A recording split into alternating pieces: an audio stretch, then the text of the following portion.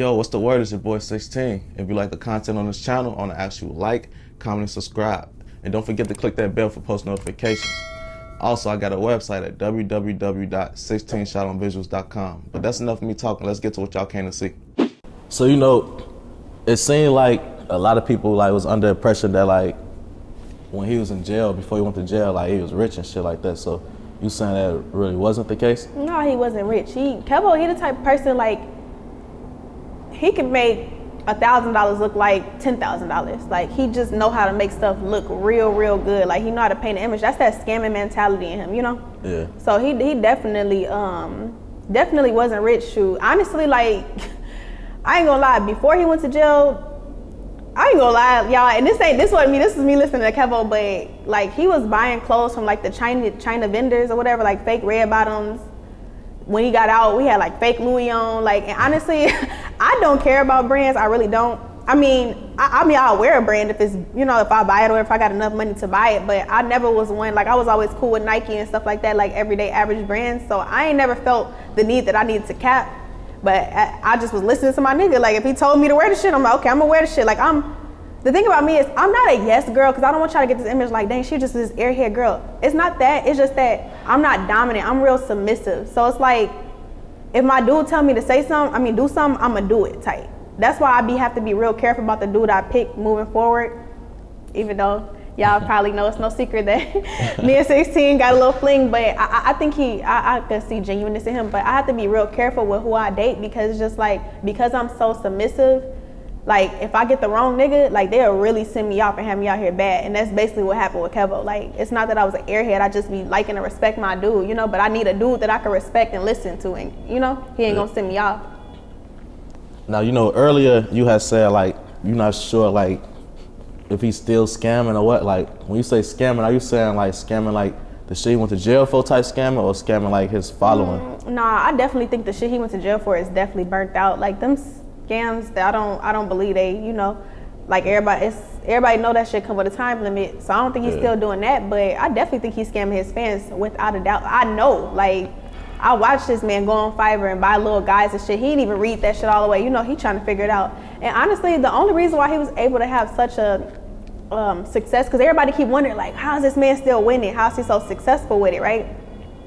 It's because when he started showing that he had money or whatever, well, first of all, when he got out, it was his homies' money. It was other people's money he was using. Kevo uses other people's money and make it look like he's the millionaire. He used other people's information and make it look like he know it all. He don't know nothing. He really just the face, just trying to steady scam.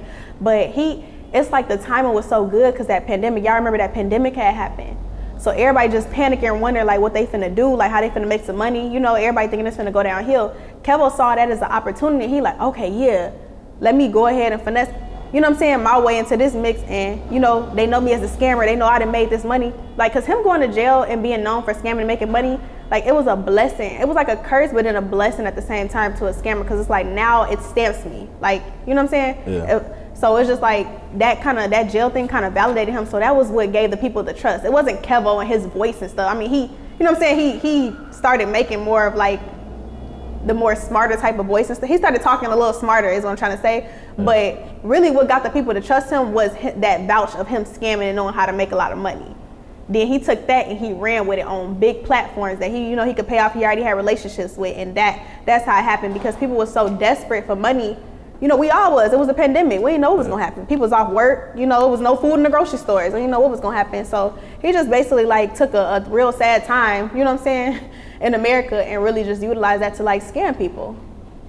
It's crazy, because it's literally a guy DMing me right now. His name on Instagram, Dr. TG. No, but before you move forward, what I mean by scamming people is that he was making people pay them money, acting like he was gonna make them rich. That's what I mean. I want to definitely clarify that, because if anybody is rich, and don't let Kevo pay y'all off. If anybody is rich with some receipts and could show that y'all paid him a large amount of money and he made y'all rich, just please come forward. Because honestly, I feel like everybody page deleted anyway, he deleted mine. Damn. So it's a guy right now that's literally DMing me saying he got scammed for $100,000. He said he paid him $25,000 to meet up with him. And then the guy, his name Dr. TG, he say he's a credit guru, and all the shit that Kevo preaches, he actually does and knows how to do. Yeah. And I guess he didn't have a following, so he asked Kevo, like, can we do a video? And he told him 75,000, and he paid him. And his Kevo following started coming to the dude. Yeah. And he ain't like that, and he deleted the video and just burnt him out of the 100,000. Honestly, Kevo don't really put me in the mix of all his business. Well, he really keep me like out the mix for the most part, but it's like I do remember it being a situation like that. Like, I don't know, I couldn't say what happened, but I remember Kevo telling me, like, because he was shocked that a man would pay him like a large amount of money to teach him something. I was even shocked because I'm just like, do you make them rich? Because shoot, I'm not even rich, you know? And I'm like, and I used to wonder, like, Kevo, how are you getting money out of these people with like no consequence? Because I'm just like, I can't just see people just giving him large amounts of money and not becoming super rich billionaires, and he just walking freely and, you know what I'm saying, sleeping peacefully at night. Like, it's just that sweet. Yeah.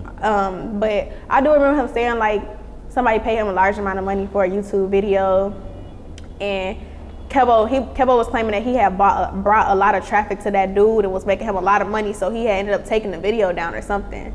That's why it's like, when you told me about that dude, the Tay G dude, I can't confirm who the dude was, but them stories is adding up a little bit. That's why I was trying to figure out what was the time frame that dude saying that was happening.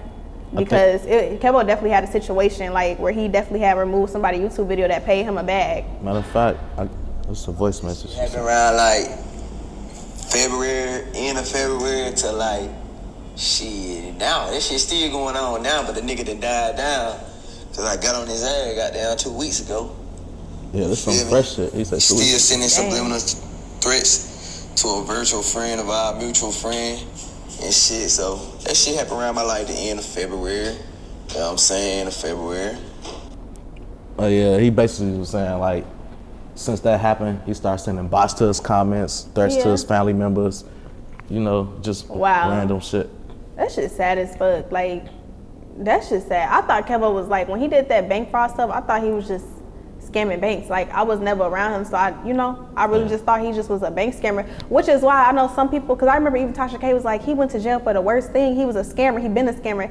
And I couldn't understand what she meant, because I'm just like, girl, he just scammed banks. Like, not that I'm okay with it, but they don't sound like the worst. I don't judge people. I don't judge people for going to jail. I judge people off of what they went to jail for. And I'm just like, it was just banks. But now I see, like, he really just genuinely is a scammer. Like, he will scam any fucking body. Like, and don't give a fuck. Like, everybody is disposable to him.